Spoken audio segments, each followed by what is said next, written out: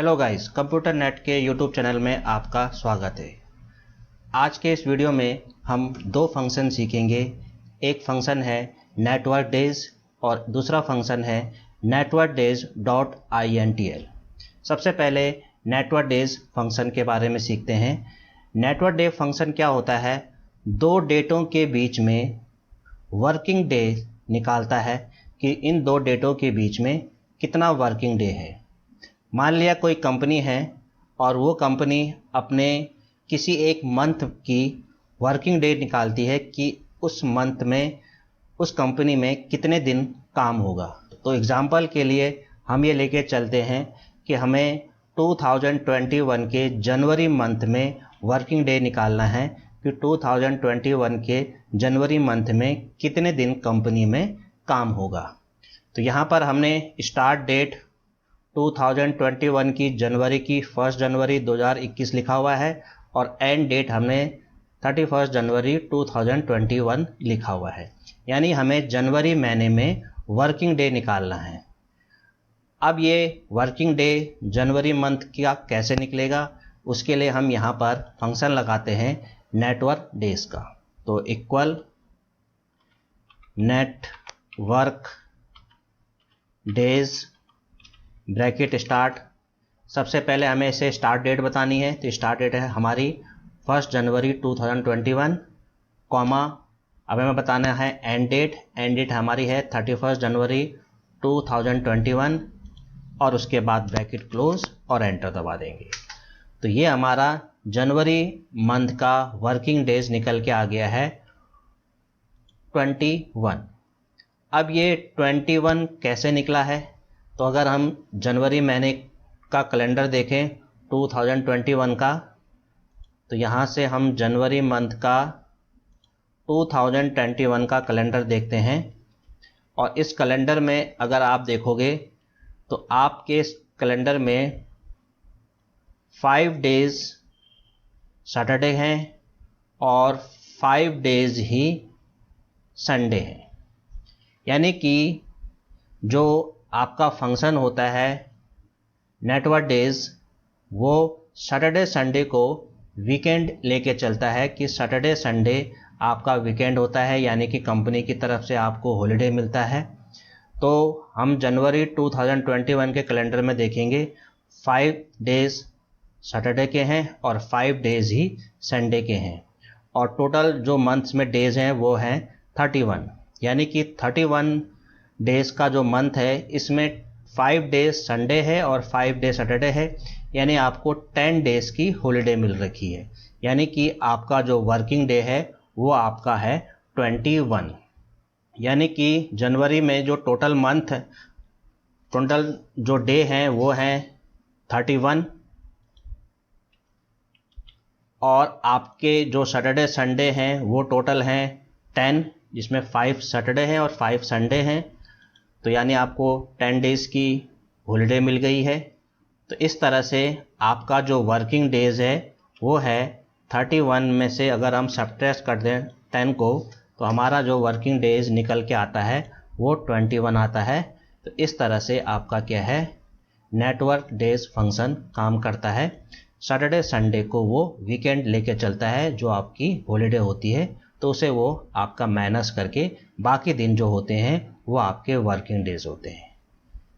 अब ज़रूरी नहीं है कि आपको सैटरडे संडे की ही छुट्टी मिले, हो सकता है उस मंथ में कुछ फेस्टिवल भी हो, आपको उस फेस्टिवल की भी छुट्टी मिलेगी। तो जैसे हमने यहाँ पर जनवरी मंथ की फेस्टिवल की लिस्ट तैयार कर रखी है कि जनवरी मंथ में 4 दिन का आपको हॉलिडे और मिलेगा, क्योंकि 14 जनवरी 2021 को हमने हॉलिडे 1 मान लिया, कोई त्यौहार है उसकी छुट्टी मान लिया। 15 जनवरी को भी कोई दूसरा त्यौहार मान लिया, 26 जनवरी को भी कोई तीसरा त्यौहार मान लिया और 31 जनवरी को भी हमने कोई चौथा त्यौहार मान लिया। अब कौन सा त्यौहार कौन से डे को है? 14 को थर्सडे है, 15 को फ्राइडे है, 26 को ट्यूसडे है और 31 को संडे है।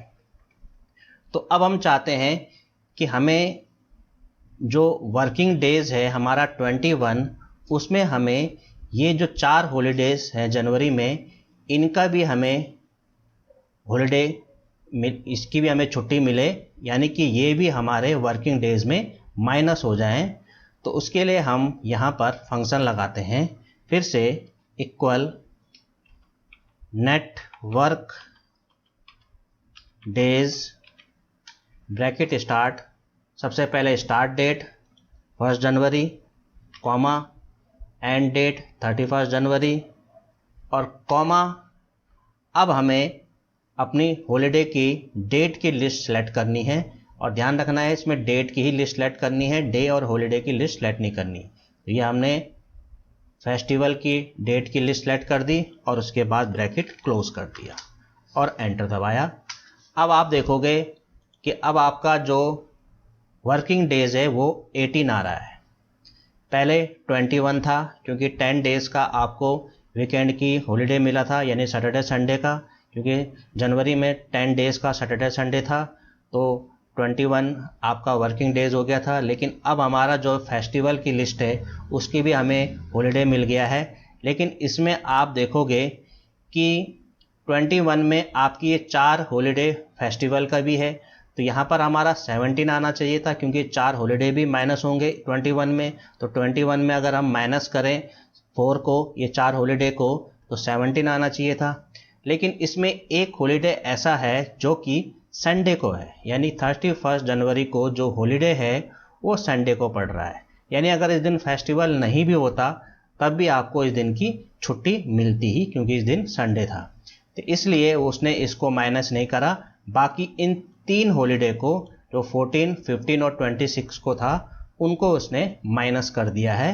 तो इसलिए 21 में केवल ये 3 हॉलीडे ही माइनस हुए हैं, संडे वाला हॉलीडे माइनस नहीं हुआ है क्योंकि वो आपके वीकेंड हॉलीडे में पहले से ही इंक्लूड था।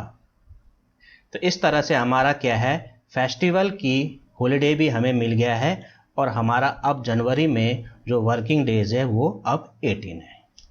तो इस तरह से हम नेटवर्क डेज फंक्शन का इस्तेमाल करते हुए 2 डेटों के बीच में वर्किंग डेज निकाल सकते हैं, जिसमें अगर हमें हॉलीडे की लिस्ट भी होगी तो वो भी हम उसे इंक्लूड करके अपना वर्किंग डेज निकाल सकते हैं। अब अगला फंक्शन है network days dot INTL function. इस फंक्शन का इस्तेमाल हम तब करते हैं जब ज़रूरी नहीं है कि हमारे कंपनी की तरफ से वीकेंड की जो हॉलीडे है वो सैटरडे संडे की हो सकता है कंपनी की तरफ से मंडे ट्यूसडे की वीकेंड हो, या ट्यूसडे वेडनेसडे, या वेडनेसडे थर्सडे, या थर्सडे फ्राइडे, या केवल संडे की हॉलीडे होता हो वीकेंड का, या केवल मंडे का ही, या केवल ट्यूसडे का ही। तो उसके लिए हम फिर इस्तेमाल करेंगे network days dot INTL function का। तो हम ये मान के चलते हैं कि कंपनी में जो वीकेंड होता है वो मंडे ट्यूसडे का होता है।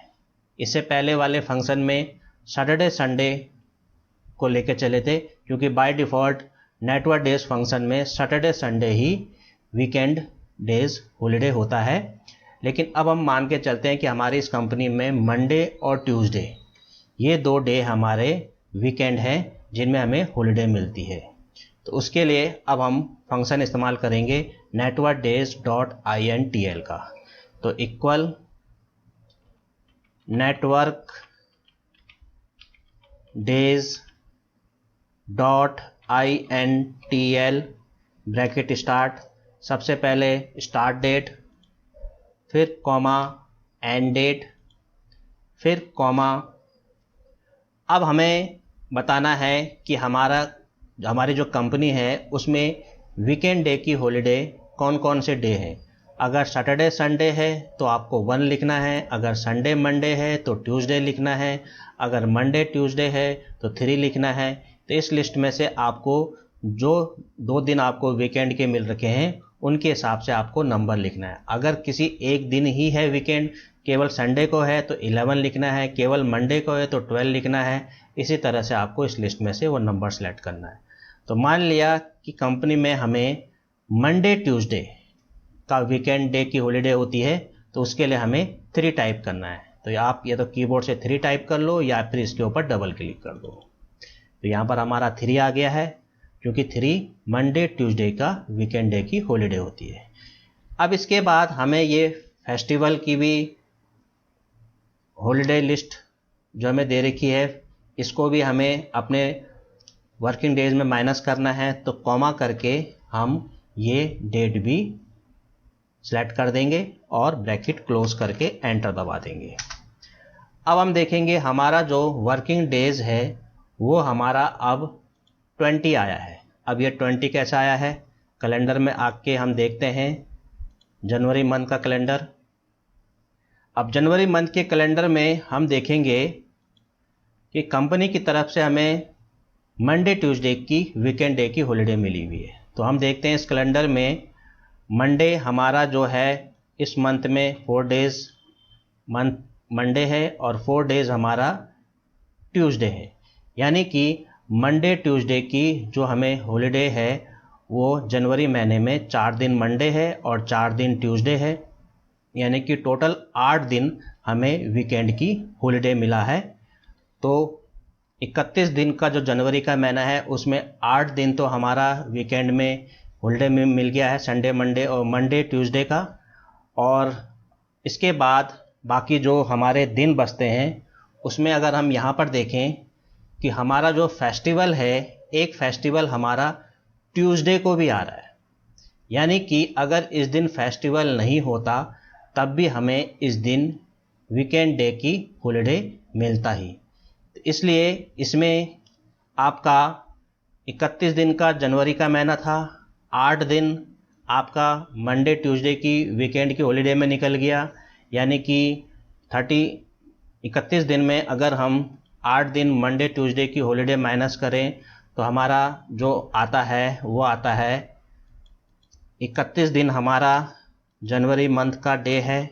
इसमें 8 दिन अगर हम माइनस कर दें, क्योंकि 8 दिन हमारे मंडे ट्यूसडे के हैं, तो हमारे पास जो आता है अगर हम 31 में माइनस कर दें 8 को तो हमारा आता है 23।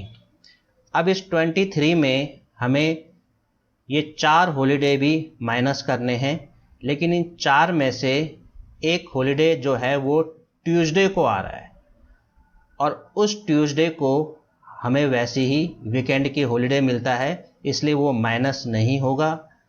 और बाकी जो 3 हॉलीडे हैं, एक थर्सडे को है, एक फ्राइडे को और एक संडे को है, ये हमारे वर्किंग डेज में माइनस हो जाएगा। यानी कि 23 में ये 3 दिन 14, 15 और 31 ये माइनस हो जाएंगे। यानी कि इसमें 3 दिन आपको फेस्टिवल के भी माइनस करने हैं।